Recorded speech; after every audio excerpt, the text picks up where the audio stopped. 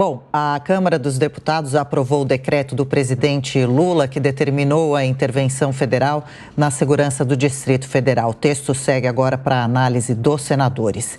A intervenção federal foi determinada por Lula após manifestantes invadirem e vandalizarem os prédios do Congresso Nacional, do Palácio do Planalto e do Supremo Tribunal Federal no último domingo. Para tratar desses ataques aos três poderes da República, o Jornal da Manhã recebe agora presencialmente aqui nos nossos estúdios Dr. José Luiz Moraes, secretário-geral da APESP, a Associação dos Procuradores do Estado de São Paulo. Doutor, obrigada pela participação. Seja muito bem-vindo. Obrigado, é uma honra, é um prazer estar aqui com vocês. Honra nossa. Doutor, qual o posicionamento da associação diante dos ocorridos no último domingo?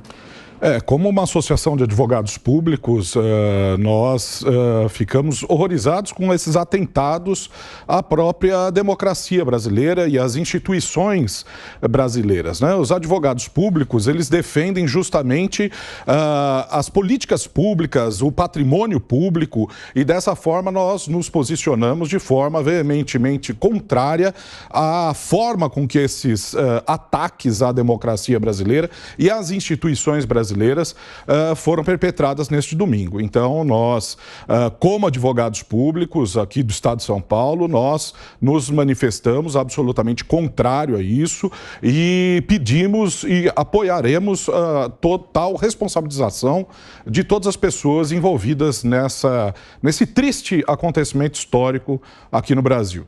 Presente aqui no estúdio do Jornal da Manhã também, o comentarista Nelson Kobayashi. Bem-vindo, viu? Mais uma vez, Nelson, sua vez de fazer a pergunta ao doutor José Luiz Moraes.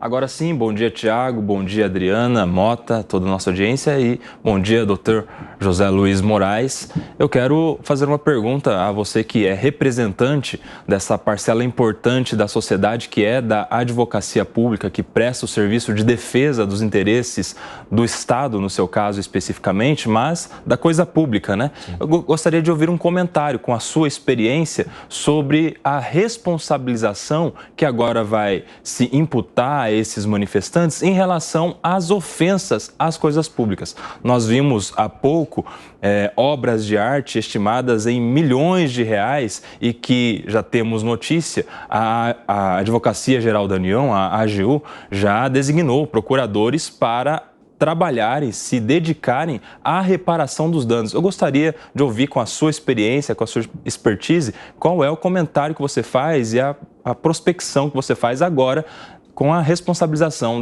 desses manifestantes. A responsabilização de todos os responsáveis é bem diversa. Ela passa pela seara criminal, quer dizer, se essas pessoas cometeram, e algumas dessas pessoas cometeram crimes, passa por uma responsabilização administrativa, principalmente dos agentes públicos que se omitiram para coibir essas práticas, né? E também a responsabilidade civil, quer dizer, a reparação patrimonial do Estado por todos os prejuízos causados não só ao patrimônio público, mas ao patrimônio histórico brasileiro, né, com danos, inclusive morais coletivos, pelas práticas realizadas, pelos crimes praticados neste domingo. Então, a responsabilidade é muito ampla, tanto dos participantes, né, tanto desses vândalos que fizeram isso, quanto das autoridades políticas e autoridades policiais que estavam presentes, que estavam lá naquele momento e se omitiram de qualquer forma ou não cumpriram de forma escorreita as suas funções. Então, as responsabilidades criminais são políticas, são administrativas e, do ponto de vista da reparação, também patrimoniais, quer dizer, com a condenação em dinheiro das pessoas que causaram esses prejuízos para o povo brasileiro. Doutor, na sequência, a pergunta de Roberto Mota. Bom dia, doutor. Parece haver fartura de material, de vídeo documentando o que aconteceu. E parece que algumas das imagens são muito claras, permitem identificar precisamente pessoas realizando alguns atos. O senhor acredita que essas imagens possam auxiliar rapidamente na identificação das pessoas que efetivamente estavam envolvidas na destruição? Não tenho dúvida nenhuma. Obviamente que nós estamos falando de uma participação de milhares de pessoas, de pelo menos quase 2 milhares ou mais de pessoas. Nós temos aí notícia de pelo menos 1.300 pessoas que estão sendo indiciadas criminalmente pela prática de crimes nesse domingo, mas sem dúvida nenhuma a identificação dos próprios vândalos, dos próprios manifestantes, entre aspas, ajudará muito ao poder público a identificar e responsabilizar essas pessoas. Sem dúvida nenhuma, a vaidade dessas pessoas em expor o que elas estavam fazendo nas redes sociais vai possibilitar uma responsabilização mais pormenorizada e mais personalizada de todos esses envolvidos. Mas obviamente que isso a gente consegue imaginar qual é a complexidade jurídica disso tudo, da responsabilização dessas pessoas, mas principalmente não são essas as pessoas principais que têm que ser responsabilizadas, e sim aquelas que participaram da logística e do financiamento desses atos, porque senão nós só vamos responsabilizar a bucha de canhão, quer dizer, aqueles soldados rasos que estavam lá imediatamente. Agora a gente precisa ir atrás também dos responsáveis imediatos, daqueles que financiaram, que organizaram e que são os mentores intelectuais dessas barbaridades que ocorreram nesse domingo. Doutor, eu lembro muito das manifestações de 2013, claro, sem comparar casos, são questões diferentes, enfim, mas eu me lembro que em 2013 as pessoas lá, os black blocs, eram presos, eles ficavam detidos por alguns dias e eram soltos. O que é possível agora fazer com que a gente possa acreditar que a situação vai ser diferente? Eu acho que, inclusive, pela participação, se não efetiva, por uma omissão que ficou muito clara dos entes públicos, né? Dos agentes públicos, né?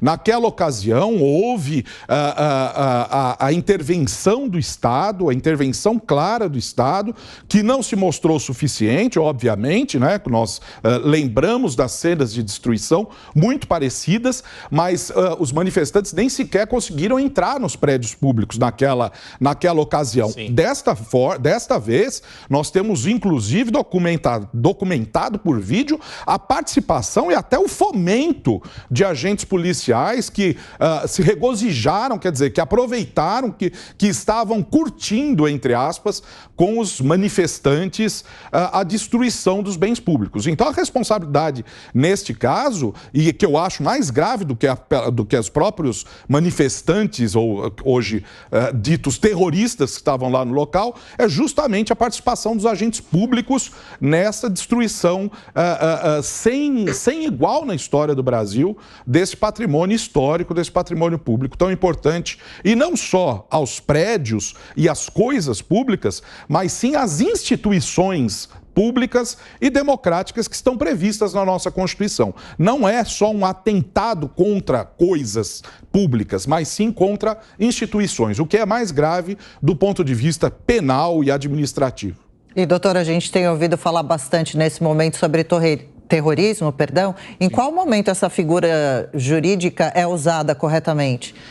Haverá essa configuração, inclusive, né? Houve uma alteração recente do Código Penal, que foi, inclusive, sancionada pelo presidente da República, à época, Jair Bolsonaro, que alterou o Código Penal, majorando e prevendo crimes com essa figura de terrorismo no Brasil, o que até então não havia de forma clara, né, aqui no Brasil. Então, é uma lei recente que nós vamos ver pela primeira vez ela ser utilizada no caso em concreto. Nós vamos ter que observar aí a forma de aplicação dessas normas pelo Poder Judiciário brasileiro. Nelson? Doutor Moraes, eu gostaria da sua avaliação a respeito agora da responsabilização entre os entes da federação, né? Porque nós temos visto já uma decisão cautelar do Supremo Tribunal Federal que determinou o afastamento do governador do Distrito Federal e do secretário de Segurança Pública. Agora nós temos visto um pedido que foi há pouco noticiado de afastamento do secretário em exercício, do próprio comandante-geral da Polícia Militar, mas ali especificamente, em especial no Palácio do Planalto, a gente teria uma certa responsabilidade concorrente de segurança com o próprio GSI, que é da do ente máximo da federação, da União. E a gente vê uma concentração especificamente contra os agentes políticos e de segurança do Distrito Federal. Eu gostaria da sua avaliação a respeito dessa parcela de responsabilidade, não só do Distrito Federal, mas também da União, em especial com o prédio do Palácio do Planalto. O que nós observamos desse domingo foi uma calamitosa falta de preparo que pode ser absolutamente dolosa, né? Isso vai ser apurado, né? Devidamente apurado, mas que aparentemente é dolosa por parte, principalmente do Distrito Federal. O GSI tem, como o próprio nome diz, né? de uma função de segurança institucional, mas também de inteligência, o que parece que não foi compatível com a execução dos atos para a proteção do Distrito Federal.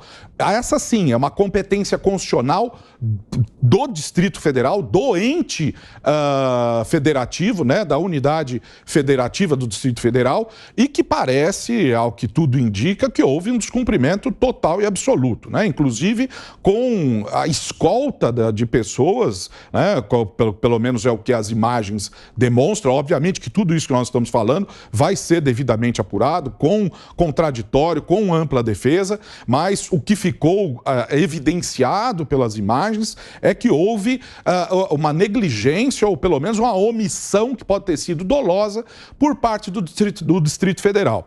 E muito está se discutindo, né, se há a competência do ministro Alexandre de Moraes e do Supremo Tribunal Federal para o afastamento cautelar dessas autoridades. E ao que me consta, parece que sim, né? Apesar de nós termos na Constituição a competência do Superior Tribunal de Justiça para julgar esses agentes, ou pelo menos o governador do Distrito Federal, há para um magistrado, e um magistrado que cuida justamente de investigações a respeito de atos contra as instituições brasileiras, o poder geral de cautela, quer dizer, um poder que é de todo magistrado, que é de afastar aquilo que pode causar dano às provas e à colheita de provas que vão fazer parte da investigação que agora se inicia a respeito da responsabilidade dos atos praticados. Estamos entrevistando o Dr. José Luiz Moraes, secretário-geral da Associação dos Procuradores do Estado de São Paulo. Mais uma pergunta de Roberto Mota. Doutor, é só um esclarecimento sobre um aspecto da legislação. As informações, parece que o senhor confirmou que foram detidas por volta de 1.000 pessoas nesse evento. Como é que fica a questão da audiência de custódia? Não existe uma determinação de que cada uma dessas pessoas sejam levadas a um juiz dentro de 24 horas para que seja decidida a manutenção da prisão ou a soltura?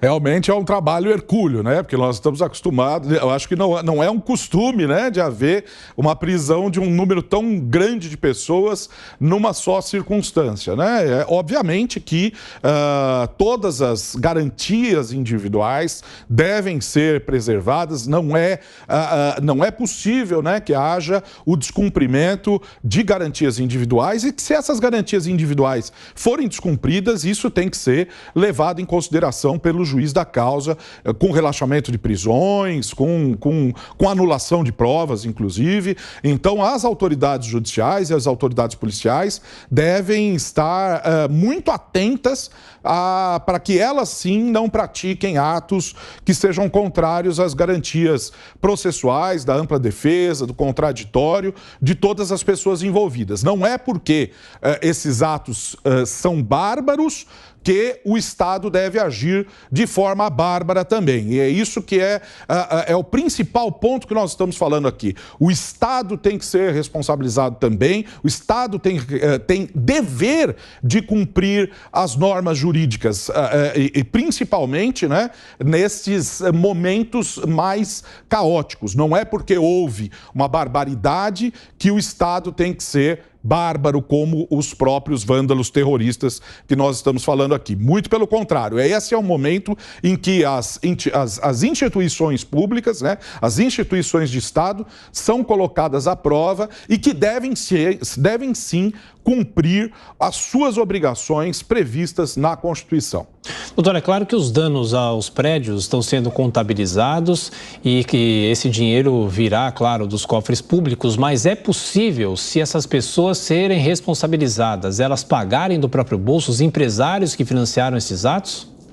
Com certeza, esse é um ponto que é importantíssimo, não só para o patrimônio público, para a recuperação do patrimônio público, mas também por questões didáticas, para que isso não volte a acontecer no nosso país, né? Beccaria falava muitos séculos atrás que não importa a quantidade de pena, mas sim a certeza da punição. É isso que nós temos que buscar agora, é a certeza da punição e de que não haverá a impunidade dessas pessoas, sejam elas agentes públicos, sejam elas pessoas comuns que estavam lá de uma forma organizada ou não. Nós temos que responsabilizar a todos, não importa a quantidade de pena, mas sim a certeza da punição, a certeza de funcionamento dos órgãos do Estado. É isso que nós esperamos das instituições brasileiras. E, doutor, eu gostaria de reforçar, o senhor citou há pouco a diferença da responsabilização dos participantes e das empresas financiadoras dos atos. Há pouco a gente acompanhou uma reportagem aqui no Jornal da Manhã, a AGU bloqueou já os bens de algumas dessas empresas. Quais as possíveis consequências para esses empresários? As consequências são praticamente as mesmas que eu falei em relação aos manifestantes, aos atores imediatos, aquelas pessoas que estavam lá imediatamente destruindo o bem público, né? É uma responsabilidade criminal, inclusive por organização criminosa. Então, porque todos estavam em um conluio, em uma organização com um fim específico, criminoso, contrário às instituições da República Brasileira. Além disso, nós temos a responsabilização administrativa, se for o caso, se forem agentes públicos, se envolverem empresas públicas, se forem contratados por agentes públicos, e também a responsabilização patrimonial, não só das empresas, mas aqueles que se valem das empresas, dos donos das empresas ou dos sócios das empresas, que se valem das pessoas jurídicas para se esconder e para esconder os seus atos criminosos. Então, todas as responsabilizações, não só das pessoas jurídicas, mas principalmente dos sócios que utilizam essas pessoas jurídicas de forma criminosa e fraudulenta para praticar crimes contra as instituições da República. Nelson Kobayashi. Perfeito. Eu gostaria de saber agora o posicionamento institucional da associação que o doutor José Moraes representa. Saiu alguma nota? Qual é a manifestação? Porque nós vimos, por exemplo, ontem, no Salão Nobre da Faculdade de Direito do Largo São Francisco, diversas entidades reunidas ali, né? Inclusive, nós vimos há pouco também uma manifestação da própria presidente da Ordem dos Advogados do Brasil, seção de São Paulo, Patrícia Vanzolini. Eu gostaria de saber a posição institucional da Associação dos Procuradores do Estado de São Paulo.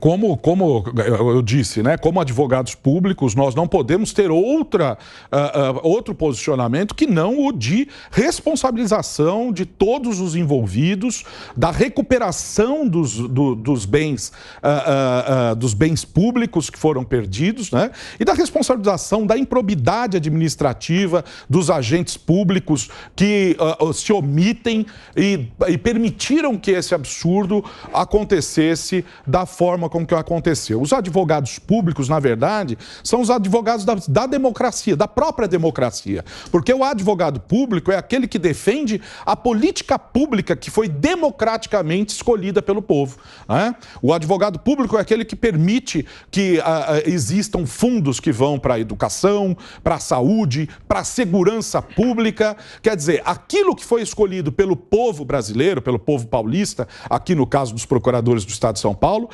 então a advocacia pública tem esse papel de proteção da democracia e é, portanto, uma posição institucional nossa, da APESP, aqui da Associação dos Procuradores do Estado de São Paulo, de que todos sejam devidamente responsabilizados, até mesmo para que isso não volte a acontecer, nem só no Distrito Federal, mas em qualquer unidade da Federação, em qualquer lugar da República Federativa do Brasil. Ainda há tempo, mais uma pergunta de Roberto Mota. Doutor, na linha do que o Tiago perguntou antes sobre manifestações que já ocorreram no passado, movidas ao pessoal do Black Bloc, eu mesmo testemunhei algumas aqui no Rio de Janeiro extremamente destrutivas, com queima de ônibus, queima de depredação de agências bancárias. Essa busca por financiadores, por pessoas que estariam por trás provendo estrutura financeira e logística. Isso é alguma novidade da legislação? É alguma mudança de abordagem? Ou isso já acontecia também naquele tempo? Eu acho que a diferença dessas duas ocasiões está justamente na estrutura organizacional, né? Até hoje, pelo menos, não houve conhecimento público, qual era o financiamento, quem estava por detrás desses black blocs. Mas hoje em dia é completamente diferente a situação atual. Parece que há evidências, há provas de organização, há provas, inclusive, de grupos de WhatsApp, onde foram noticiados e alardeados que a participação dessas pessoas nessas manifestações seria patrocinada, com ônibus, com local para que essas pessoas dormissem, alimentação e tudo. E não houve essa prova, essa comprovação dessa organização, dessa estrutura organizacional naquela outra ocasião. Então, por isso que eu acho que é muito diferente aquele episódio, que também foi um episódio grotesco, né, com esse episódio atual, em que há uma organização e também uma omissão aparente dos órgãos de Estado que permitiram com que isso acontecesse da forma com que aconteceu. Então, parece que essa é a diferença entre esses dois momentos históricos. Ambos são terríveis e não podem ser repetidos. Mas deste atual tem uma dimensão organizacional muito maior do que aquilo que houve no passado recente. Para falar sobre os ataques em Brasília, o Jornal da Manhã recebeu aqui no estúdio em São Paulo o secretário-geral da APESP, Associação dos Procuradores do Estado de São Paulo, Dr. José Luiz Moraes. Doutor, muito obrigada pela presença, pelos esclarecimentos. Até uma próxima. Ótima terça. Ótima terça para todos. Muito obrigado.